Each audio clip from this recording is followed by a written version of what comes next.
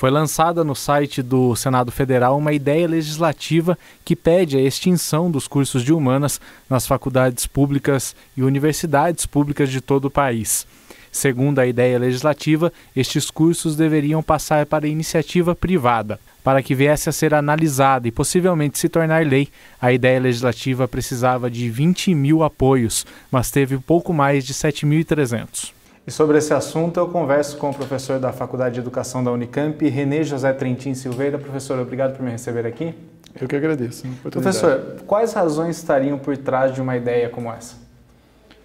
É uma boa pergunta, né? Uma ideia infeliz, eu diria.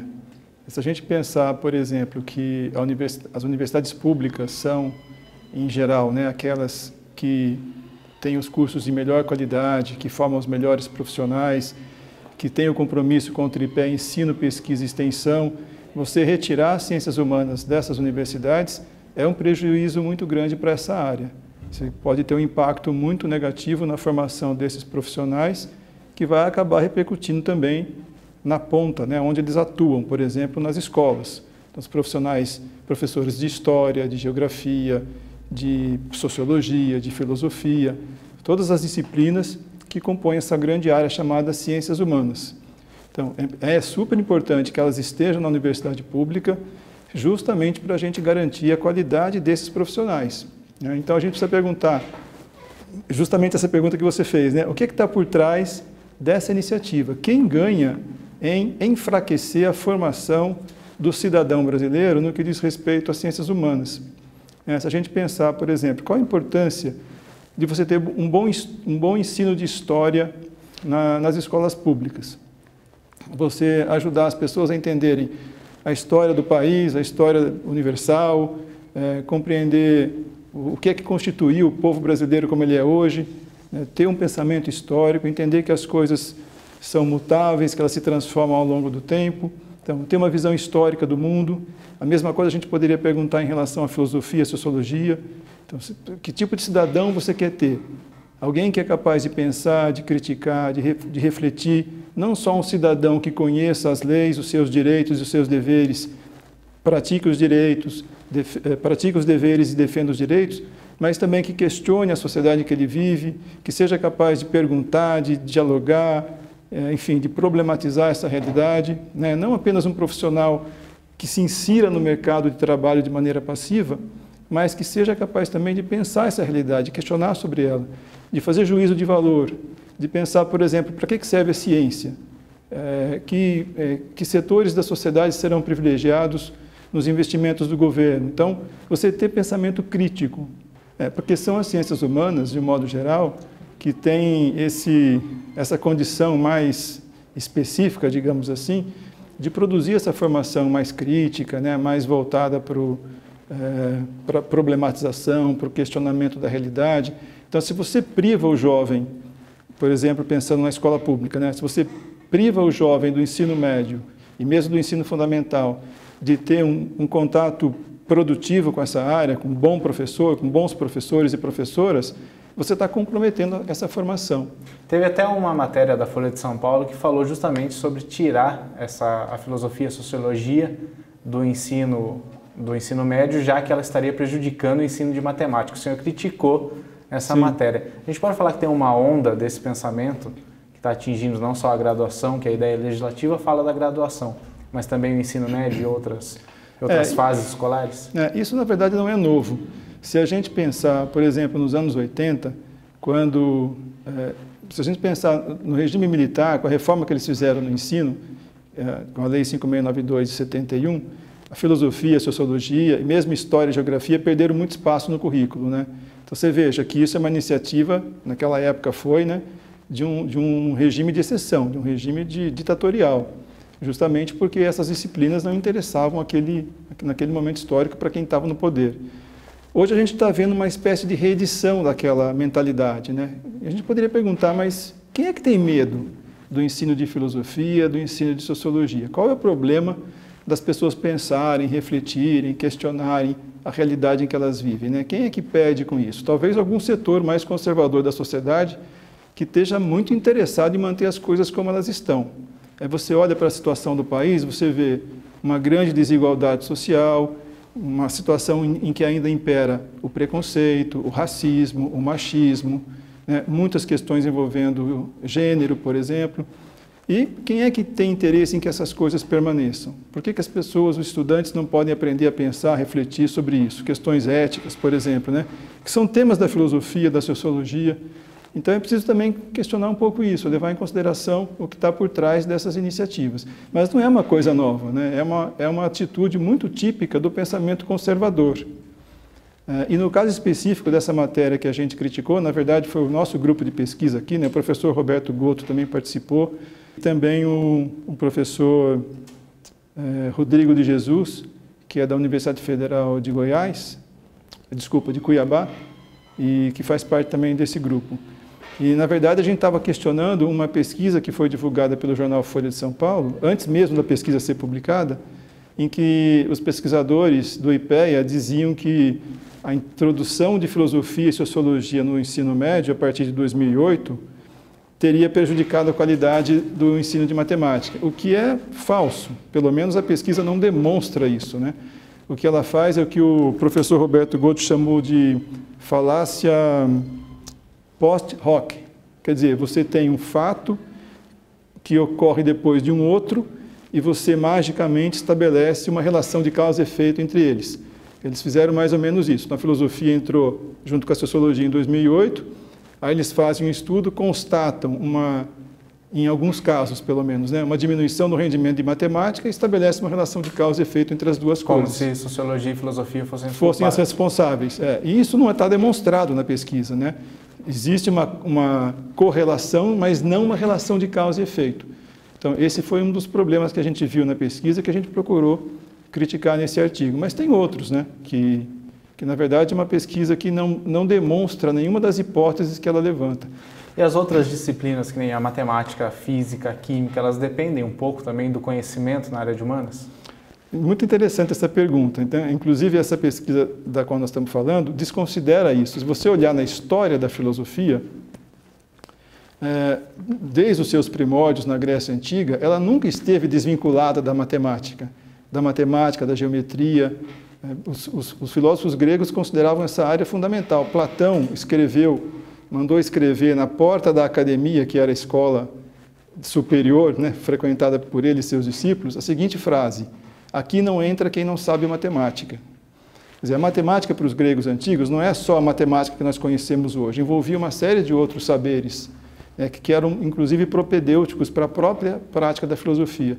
Então, é um tremendo equívoco você separar dessa forma compartimentalizada as áreas do saber, como se o estudante fosse um conjunto de gavetinhas, né? Então, esse aqui a gente vai condenar a estudar apenas matemática, esse aqui vai ser condenado a estudar apenas biologia. A esses aqui nós não vamos oferecer ciências humanas. Quem é que determina isso?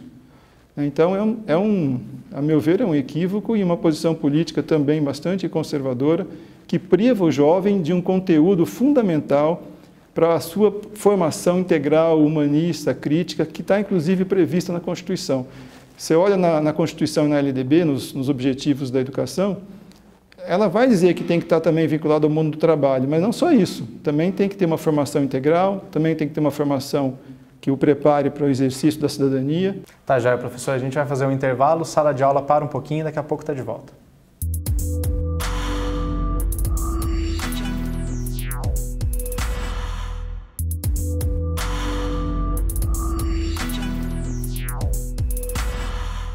De volta com a sala de aula, que hoje fala sobre a ideia legislativa de retirar o curso de humanas das universidades públicas e deixar somente nas universidades pagas. Professor, qual a importância da humanas na universidade pública e na pesquisa?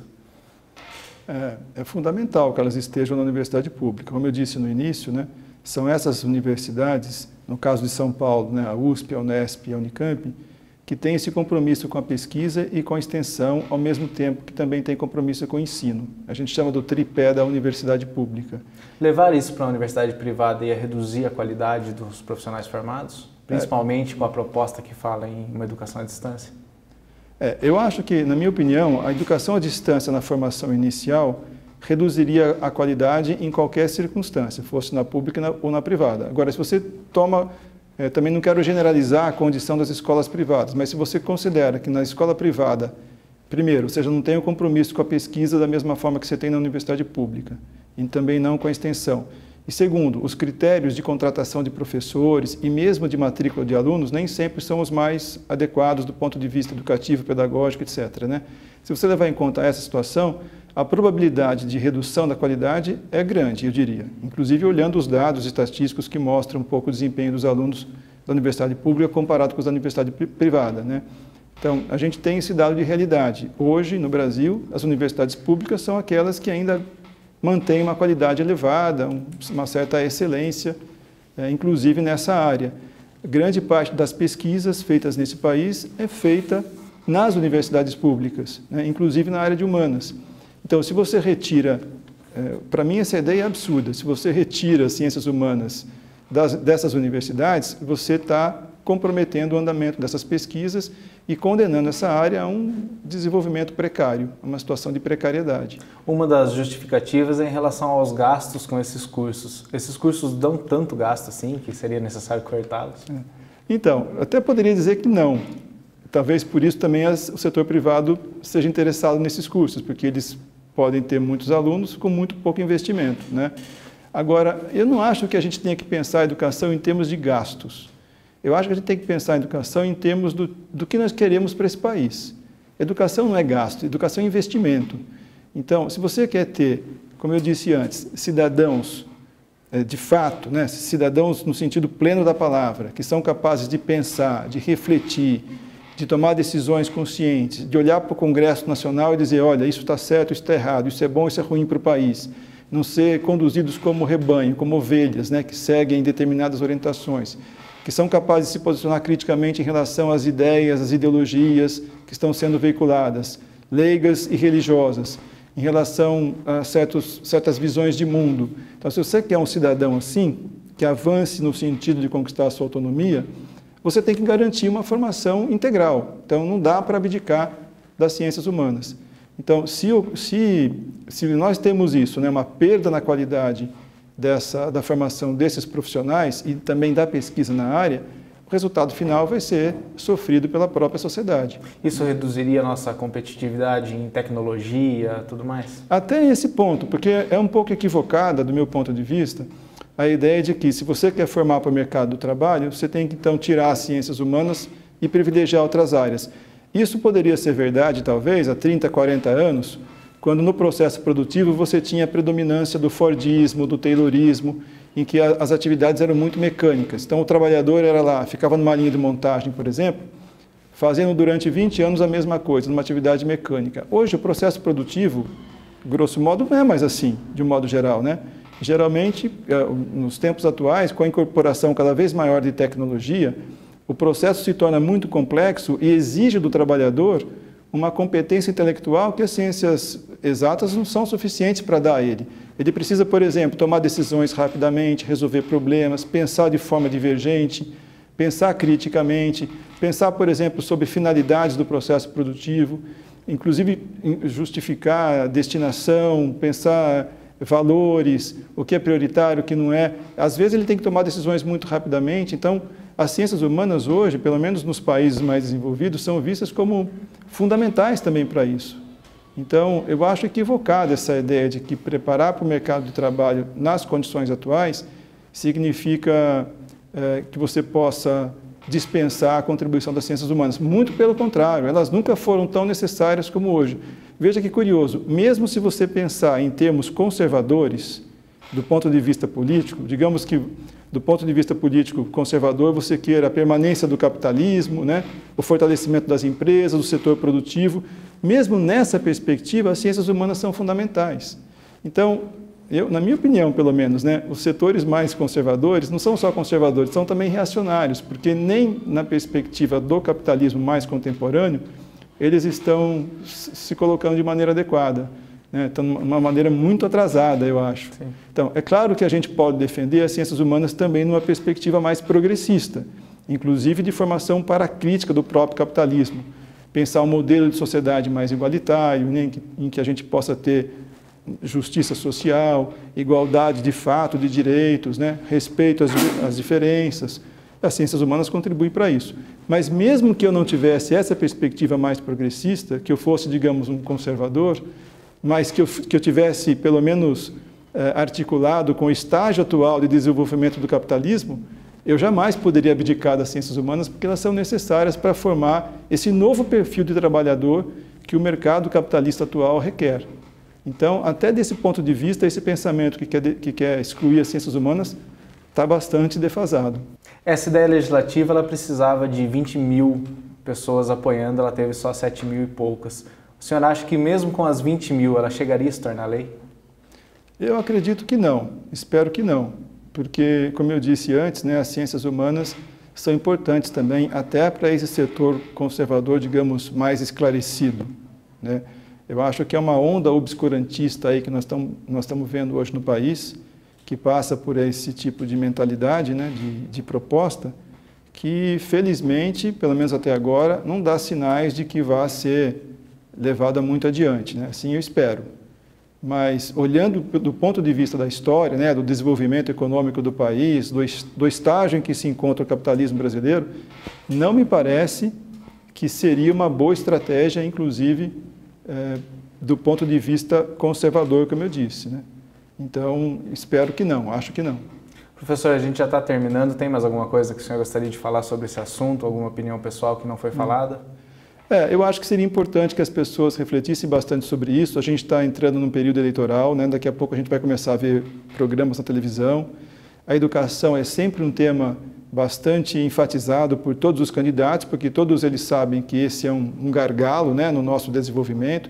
Então, que a gente fique atento, que a gente não se deixe iludir por propostas que às vezes se apresentam, às vezes querem trazer para a gente soluções imediatas, como, por exemplo, formação profissional, né, que vai formar em pouco tempo, ensino à distância, ou eliminação das ciências humanas para fortalecer a formação profissional. Isso tudo pode dar a aparência de que é uma coisa boa para o trabalhador, que vai dar a ele condição de ascensão social, mas, na verdade, também prejudica bastante, porque impede que ele tenha essa formação mais crítica, mais global. E os membros da elite econômica do país, que têm os seus filhos estudando nas melhores escolas particulares, não vão abdicar dessa formação integral para os filhos deles. Esse tipo de proposta, por exemplo, essa, né, que elimina as ciências humanas, geralmente é formulado para a escola pública, sim, onde estudam os filhos da classe trabalhadora, das camadas populares. Então, a gente precisa ficar muito esperto se essas ideias aparecerem no período eleitoral e cobrar dos candidatos, não só dos candidatos à presidência, mas também dos deputados, né, federais, estaduais, governadores, senadores, compromisso de fato com a qualidade da escola pública, tanto na escola básica como na universidade, porque senão a gente não tem nem desenvolvimento com condição de atender a todos e nem formação integral do cidadão, que deve ser o objetivo primeiro de uma educação num país democrático. Tá, já, professor, muito obrigado. Eu que agradeço pela oportunidade. Esse foi mais um Sala de Aula, a gente se vê na semana que vem.